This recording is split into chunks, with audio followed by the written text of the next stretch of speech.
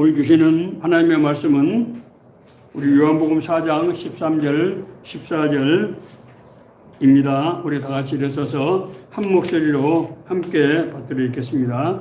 예수께서 대답하여 이르시되 이 물을 마시는 자마다 다시 목마르려니와 내가 주는 물을 마시는 자는 영원히 목마르지 아니하리니 내가 주는 물은 그 속에서 영생하도록 솟아나는 샘물이 되리라. 아멘. 예, 자리에 앉아 주십시오. 정말 날씨가 정말 무덥습니다. 뭐 집에서 에어컨도 틀어보고 뭐 선풍기도 틀어보고 하지만은 뭐 저녁에 특히 잠을 자는데 굉장히 좀 어려움이 있는 것 같습니다. 특별히 건강 조심하시고 이제 사실은 그렇지만은 우리가 이렇게 무더위가 정말 부담되고 하긴 하지만은 사실 어떻게 보면은 이 더위가 있어서 모든 과실들이 열매를 맺고 이제 가을에 결실을 이제 거두게 되는 것 아닙니까? 그래서 우리가 좀 참고 인내할 필요도 있는 것 같습니다. 오늘날 우리 사회를 경제학적인 측면에서 자본주의 사회라고 그렇게 하지 않습니까? 자본주의 사회라고 하는 것은 돈이 사회를 움직이는 그런 기본적인 요소가 된다고 하는 그런 사회를 말하는 것이죠.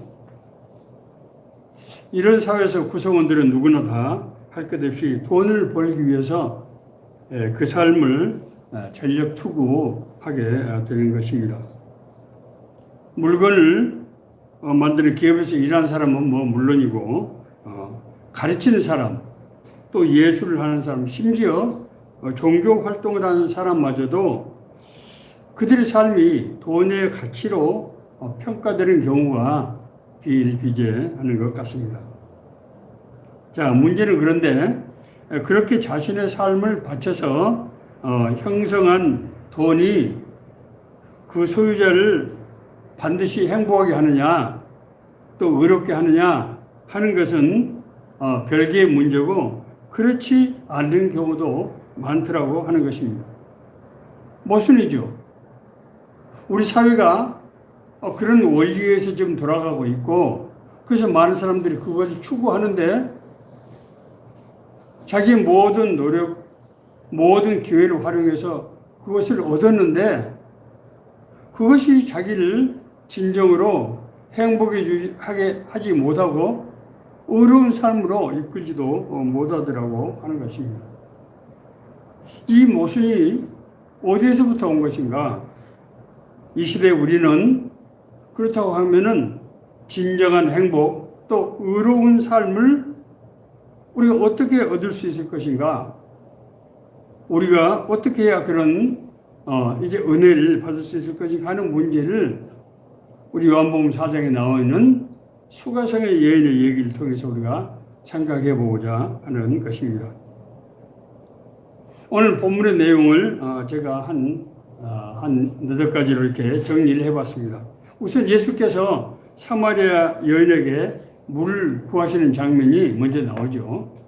예수님께서 이제 유대 지역에서 복음을 전하시고 고향 갈릴리 쪽으로 이제 돌아가시는데 보통 유대인들은 가운데 있는 사마리아 지역을 거치지 않고 우회해서 돌아갑니다. 그런데 예수님께서는 우회하지 않고 바로 사마리아 지역을 통과해서 이제 가시는 것입니다. 왜 유대 사람들이 사마리아 지역을 기피하는가 하면은 원래 유대와 사마리아는 같은 이스라엘 민족 아닙니까?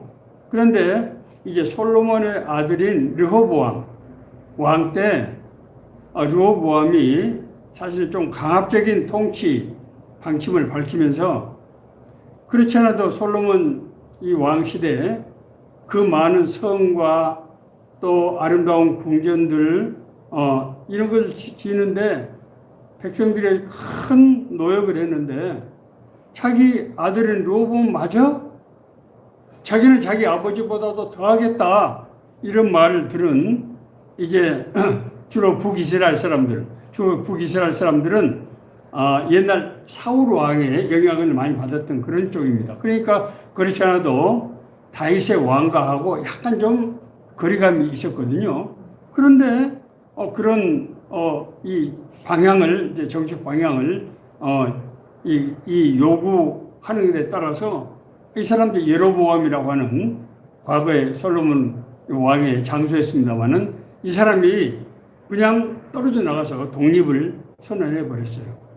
자, 그래서 이 다윗의 이 자손들의 남유다하고 이제 방금 떨어져 나간 여로보암이 이끄는 북이스라엘이 남과 북이 갈라지게 된 거예요. 그러면 이 나라들이 갈라져서 잘 살았냐? 그렇지 않습니다. 이제 BC 722년에 이 북이스라엘, 그러니까 이 사마리아 지역이 아시리아죠. 아시리아의 침략을 받아서 이제 완전히 멸망하게 되는데 이 아시리아 사람들이 혼혈 정책을 쓴 거예요. 아시리아 남성들을 대거 이 사마리아 지역에 살게 하면서 혼혈이 돼서 이 혈통을 중요시하는 유대 민족들이 저 사람들은 이방인의 피가 섞였기 때문에 더 이상 우리 민족이라고 할 수 없다. 그래서 같이 관계를 하지 않게 되고 그래서 그 지역도 같이 통과하지 않고 우회해서 가는 그런 이제 상황이었던 것입니다. 예수님께서 이제 한 지역 사마리아 수가성이라고 하는 그 지역을 가다가 아마 목마르셨던 것 같아요. 그래서 우물가에를 갔는데 마침 거기에 우물 깃고 있는 한 여인을 만나게 되었습니다. 그 여인에게 예수님께서 물을 달라고 요청을 하게 되었습니다. 이때 여인이 예수님께 굉장히 당돌한 태도를 보였는데 당신은 유대인인데 어찌 사마리아인인 나에게 물을 달라고 하십니까? 방금 제가 말씀드린 그런 배경이죠. 그래서 여인이 예수님께서 마치 따지듯이 그렇게 응대를 한 것입니다. 이때 예수님께서는 굉장히 중요한 말씀하셨습니다. 너희가 나에게 주는 물을 마시는 자마다 다시 목마르겠지만은 내가 주는 물은 그 속에서 영생하도록 솟아나는 샘물이 되리라. 여인이 길러주는 우물물은 그 물은 어떤 물입니까? 마시면은 그때 해갈이 되지만 다시 목마르게 되는 그런 물인데 비해서 내가 너희에게 주는 물은 그 사람 속에서 영생하도록 솟아나는 샘물이 돼서 다시는 목마르게 되지 않는다. 이렇게 말씀을 하셨습니다. 여인은 그런 물이 있다면 나에게 주어서 내가 다시 물길로 올 필요도 없게 그렇게 해주십시오. 라고 약간 다소 비아냥 섞인 그런 투로 얘기를 하는 것이었습니다. 이때 예수님께서는 갑자기 화제를 돌립니다. 그 여인의 신상에 화제를 돌리는데 너의 남편을 데려오라. 그렇게 얘기를 합니다. 여인은 갑자기 당황해서 아니 선생님 나는 남편이 없습니다. 그렇게 대답했습니다. 그때 예수님께서는 그렇게 말씀하셨습니다. 내가 남편이 없다고 하는 말이 옳도다. 너에게 남편이 5이나 있었고 지금 사는 자도 내 남편이 아니니라 라고 말씀하셨어요. 이 여인이 얼마나 깜짝 놀랐겠습니까? 자기 살아온 인생의 어떤 그런 참으로 부끄러운 얘기, 고난의 얘기를 다 꿰뚫어보고 말씀하시는 거예요. 그래서 주여, 태도가 완전히 달라집니다. 주여, 내가 보니 선지자로소이다. 당신은 선지자가 틀림없습니다. 그러면서 자기 마음속에 품고 있었던 그 물음을 예수님께 바로 이제 물어보는 거예요. 우리 조상들은 이 산에서 예배를 했는데 여기 산은 이제 사마리아 성전이 그리심산을 말합니다. 했는데 당신들의 말은 예배할 곳이 예루살렘에 있다 하되이다. 우리는 이 사마리아 성 그리심산에서 예배를 드리는데 당신들은 예루살렘 성에서 예배를 드려야 한다고 하는데 나는 도대체 어디 가서 예배를 드려야 하나님의 은혜를 받는 것입니까? 이 여인은 지금 어떤 생각을 그동안 가지고 있었던 거예요? 자기 삶의 기구한 팔자, 이 박복한 팔자가 내가 하나님의 은혜를 받지 못해서 그런 건데, 하나님의 은혜를 받지 못하는 이유는 이 사마리아 성전에서 예배를 드리는 것보다도 예루살렘 성에서 예배를 드려야 맞지 않느냐. 그건 하나님께서 인도하셔서 지은 성전이니까. 이렇게 생각을 하고 예수님께 물어봤던 것입니다. 그때 예수님께서는 놀라운 말씀을 하셨어요. 예배를 예루살렘 성전에서 드리든 사마리아 성전에서 드리든 장소의 문제가 아니다. 하나님께 참되게 예배하는 자들이 영과 진리로 예배할 때가 오게 되는데 바로 이때다. 자, 무슨 말씀인가 하면 하나님께 참되게 예배를 하려고 하는 사람들, 그런 늘 마음을 품고 사모하는 마음을 품고 있는 사람들이 진짜로 영과 진리로 예배할 때가 오게 될 텐데 바로 지금이다. 그때가. 그렇게 말씀을 하시면서 하나님의 영이시니 예배하는 자가 영과 진리로 예배해야 된다. 그렇게 말씀하고 있습니다. 이 말씀을 들은 여인은 깜짝 놀랐습니다. 아니, 진정한 예배를 찾는 자들이 하나님께 영과 진리로 예배할 때가 올 것이라는 얘기를 듣고 여인은 아니 그런 문제는 이 여인은 자기가 들은 바 모세와 같은 선지자 얘기를 생각해낸 것입니다. 모세와 같은 메시아 그리스도라는 가 오신다고 하는데 그 그리스도가 오시면 모든 것이 분명해질 것이 아닙니까? 그리스도께서 가르쳐 주실 것이 아닙니까? 라고 이제 반문을 했던 것입니다. 이때 예수님께서는 내게 말하는 내가 바로 그 의다. 그래서 그 메시아다. 라고 말씀하셨습니다. 이때 여인의 눈에 영안이 열리게 됩니다. 왜? 메시아를 만난 거거든요. 여인의 영안이 열렸어요. 여인은 자기가 기르려고 왔던 이 물동이는 마셔도 다시 목마른 그런 물동이를 버려두고 동네로 뛰어들어가서 내가 그리스도를 만났다! 라고 외쳤던 것입니다. 이것이 바로 오늘 성경 본문에 나와 있는 그런 줄거리입니다. 예수님께서 오병이어의 기적을 행하시면서 나는 생명의 떡이니 내게 오는 자는 결코 줄이지 아니할 것이요 나를 믿는 자는 영원히 목마르지 아니하리라 라고 말씀하셨습니다. 예수 그리스도를 믿으면은 결코 줄이지 않게 되고 나를 믿는 자는 영원히 목마르지 않은 생수가 그의 심령 속에서 솟아 나오게 된다고 하는 것. 다시 말하면 영생의 삶을 살게 된다고 그렇게 말씀하셨던 것입니다. 그가 바로 마시는 자 속에서 영생하도록 솟아나는 샘물의 그 생수를 주시는 바로 메시아라고 하는 것을 자기 입으로 이제 선포하시는 것입니다. 오늘 우리는 이 말씀이 우리 삶에 주시는 메시지가 무엇인지를 생각해 봐야 됩니다. 이 수가성의 여인이 고달픈 삶이 우리에게 주는 메시지는 무엇인가 하는 것을 우리가 생각해 봐야 할 것입니다. 그 여인은 한낮, 그러니까 우리 시간으로 낮 12시에 그 수가성에 있는 우물에 물 길러 왔던 거예요.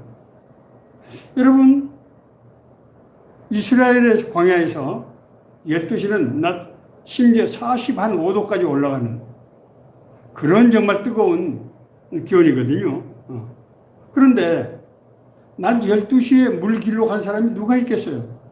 물은 보통 새벽에 가서 길게 됩니다. 시원할 때.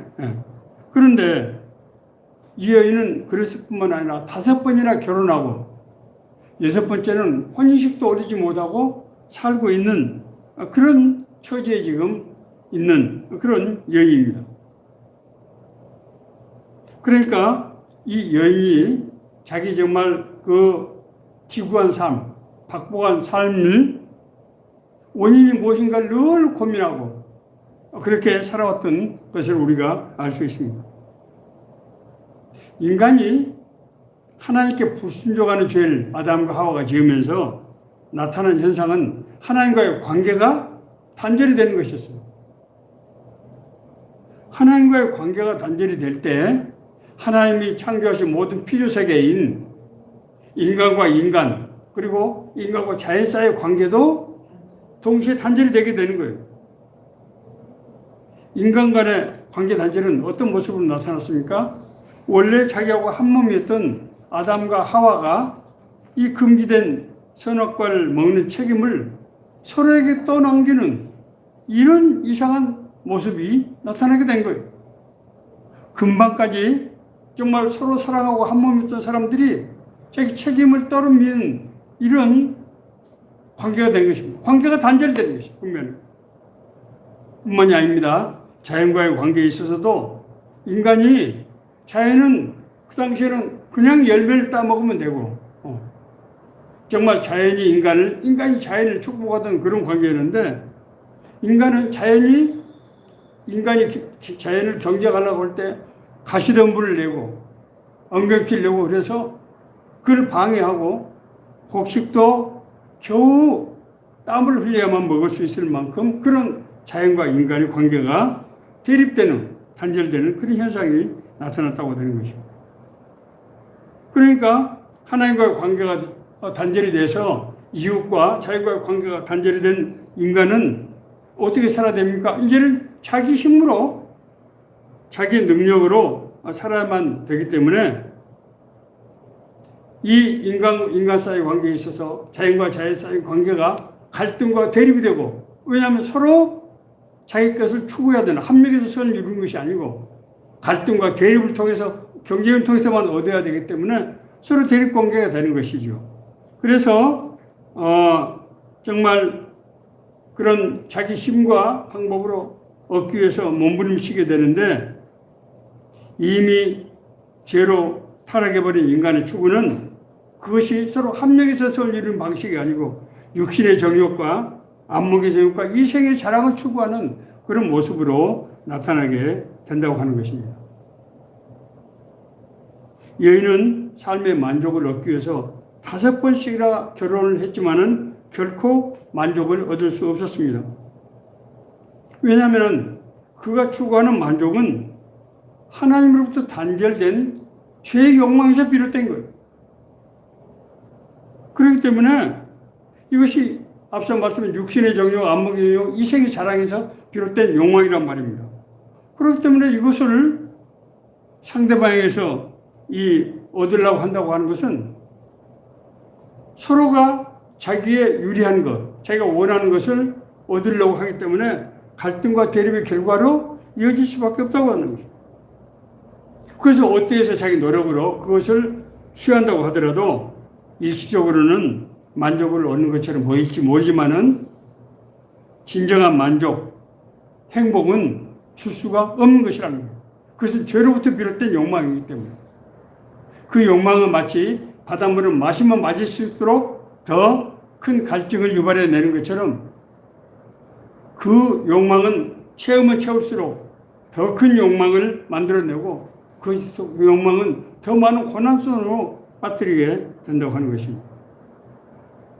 우리 세상 주변을 한번 둘러봅시다.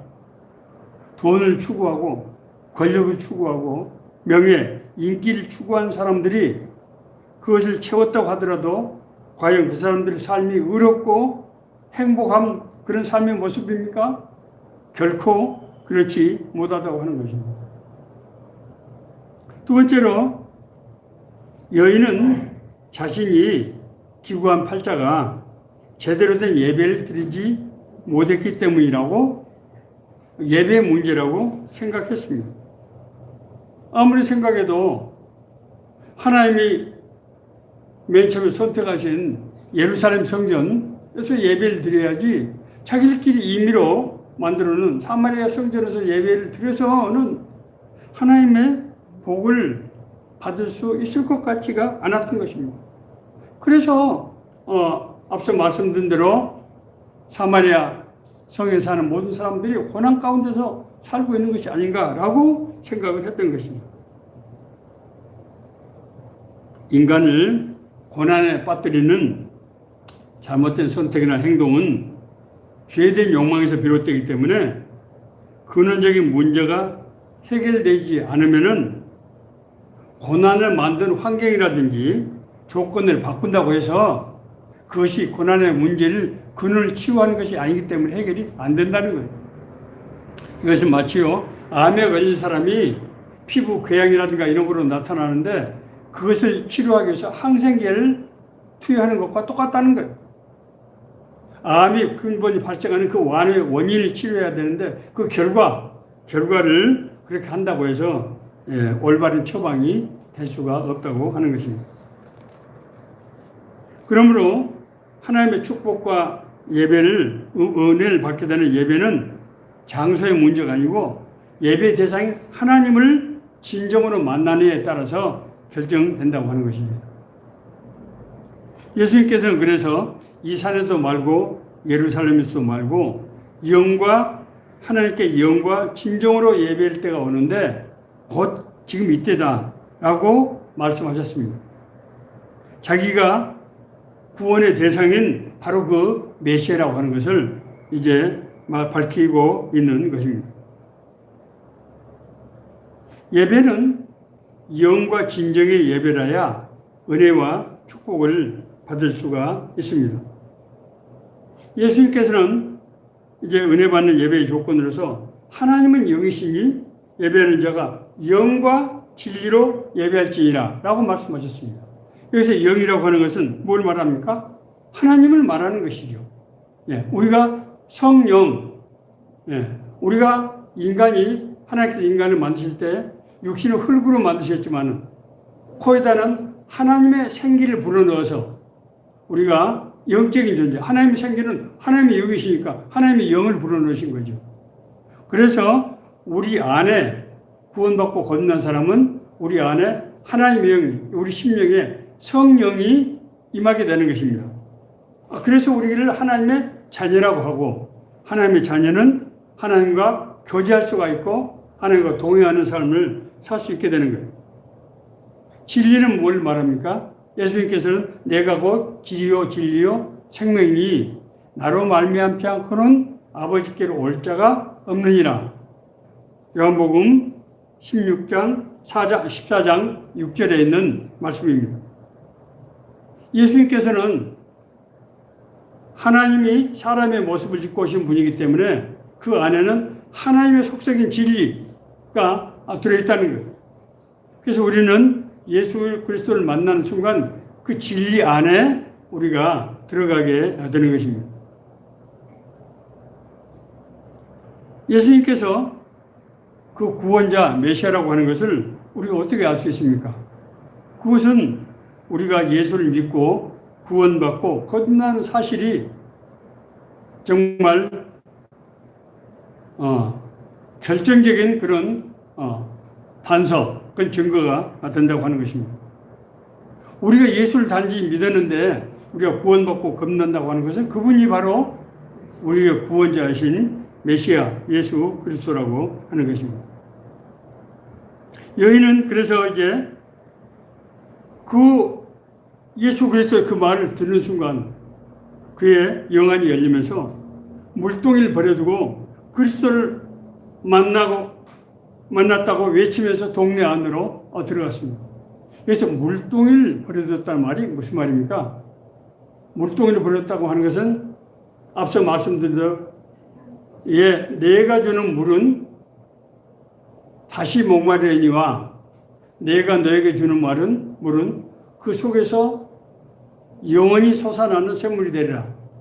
근데 여인이 이 물동이는 우물물, 그러니까 마시면 그때는 해갈이 되지만은 다시 목마르게 되는 그거를 버리고 메시아를 만났기 때문에 더 이상 그런 물을 마실 필요가 없게 된다고 하는 것을 상징적으로 보여주는 장면이죠.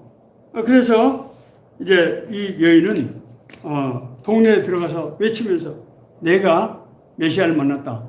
내가 살아온 모든 얘기를 한 그 사람, 그 사람이 그리스도가 아니냐라고 가서 증언하고 그 사람의 그 여인의 말을 듣고 많은 동네 사람들이 나와서 진짜로 예수님을 만나서 말씀을 듣고 예수를 믿고 구원받는 놀라운 역사가 일어났다고 하는 것입니다.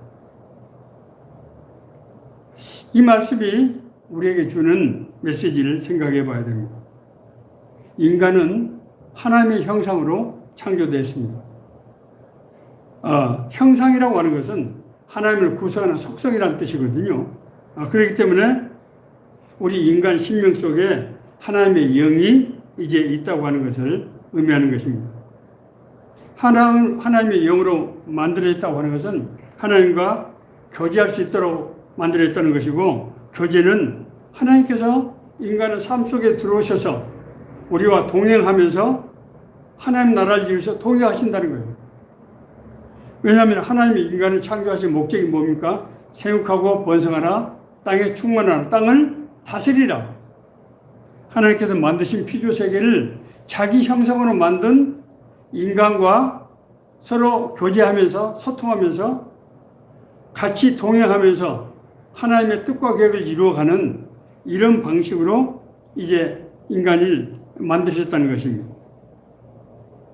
그렇기 때문에 하나님과 교제는 우리가 하나님께서 우리 삶 속에 들어오셔서 우리와 같이 동행하시면서 우리의 삶 가운데서 하나님의 나라가 이루어지게 하시는 그 방식으로 하셨다는 것이죠. 그래서 성경의 사람들은 하나님과 교제를 통해서 진짜로 놀라운 삶을 다 살았던 것입니다. 우리가 아브라함, 또 야곱, 요셉, 그런 모든 인물들, 바울과 베드로, 이런 인물들이 나온 얘기를 통해서 보면은 정말 하나님과 함께 하시면서 놀라운 일을 행하신 것을 볼 수 있습니다. 그 대표적인 분이 아마 바울 사도가 아닌가 생각이 됩니다. 바울 사도는 예수 그리스도를 통해서 하나님의 교제가 얼마나 놀라웠던지를 깨닫고 나서는 자신이 이전에 유익하다고 생각했던 모든 것을 배설물처럼 여기서 버렸다고 그렇게 고백하고 있습니다. 빌립보서 3장 7절 9절 말씀을 제가 읽겠습니다. 그러나 무엇이든지 내게 유익하던 것을 내가 그리스도를 위하여 다 해로 여길 뿐더러 또한 모든 것을 해로 여김은 내 주 그리스도 예수를 아는 지식이 가장 고상하기 때문이라. 내가 그를 위하여 모든 것을 잃어버리고 배설물로 여김은 그리스도를 얻고 그 안에서 발견되려 합니다. 그렇게 말씀하고 있습니다. 사람들은 세상에서 자기가 유익한 것을 찾기 위해서 몸부림을 치는데 바울 사도는 자기가 예수 그리스도를 만나고 나서 하나님과 교제하는 삶이 얼마나 놀랍고 고귀한 것이었기 때문에 오히려 자기가 세상에서 유익하던 그런 것이 그 은혜를 받는데 장애물이 되더라는 거예요. 그래서 그것을 배설물처럼 여기서 버렸다고 하는 것입니다. 성경은 물질과 하나님의 의와 관계를 명확하게 말씀하고 있습니다. 너희는 먼저 그의 나라와 그의 일을 구하라. 그리하면 이 모든 것을 너희에게 더하시리라. 우리가 하나님의 뜻을 분별하고 하나님의 인도하심에 따라서 그 순종해서 그 말씀에 따라서 행할 때 하나님께서는 우리에게 먹고 입고 할 수 있는 것을 베푸실 뿐만 아니라 우리를 통해서 하나님의 나라와 의를 이루는 그런 영광에 참여하게 하는 그런 은혜를 베푸신다고 하는 것입니다. 오늘날 너무나 많은 사람들이 정말 오늘날 너무 치열한 경쟁, 그리고 정말 너무 고도화된 그런 이제 기술과 지식 사이에서 사람들이 정말 자기가 원하는 것을 얻기 위해서 정말 과거보다도 훨씬 더 많은 그런 노력 그리고 이제 어려움을 겪고 있는 그런 시대라고 생각이 됩니다. 오늘날 마셔도 다시 목마르게 되는 그런 물질, 그런 돈이 삶의 가치가 되고 있는 우리 시대에서 오늘 영원히 목마르지 않는 생명, 영생을 얻기 위해서 우리가 오늘 주시는 말씀을 결코 잊지 말아야 될 것으로 생각이 됩니다. 이 말씀이 우리 모두에게 주시는 하나님의 은혜의 말씀이 되기를 간절히 바랍니다.